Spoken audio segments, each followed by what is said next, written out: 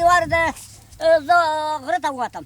غره ته م زه ویاستې تر دا بېخي یو وار 5 ساعت که موږ که پټېږه نه و سمدلای بخېرېدم دا تنبیه غوندې خط مو اغوستی و دومره جګ درنه به لړ وه تر دا یو وار د یوه کونډه د غره ته روغله ښه ښه نه یم خو دا نه پوهېدم چېرته یې منډي چېرته یې کوي خلا وخت و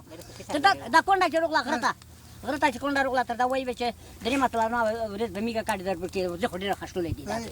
تر دا وایي چې دا غوړګی تر ونیوه تر چې غوړګی وي چې غوړګی به ګنډه دي مخته خو یې پې مزلونه وي د امیر پر ورته و چې بیا شپه که نه څه وي چې راځو تر دا به چې دا کونډه شپه کړه چې مسخان مالین ته وخوړل مدینه وکړه داس کمر ته به د امیر پر دورینه سملستو مو بیدیان لهونه پلنګونه به وزینه متاله بیدیا ورته سوالم تر دا و چې زه بیدیا سوالم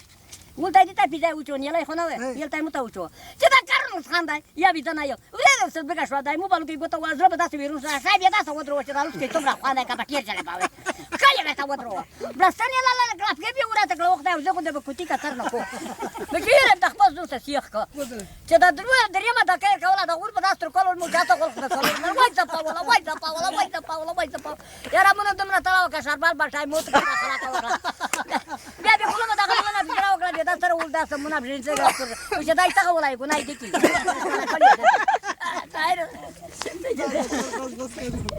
آی نه تاسو مو یې چې پېښې مو تاسو کوی تاسو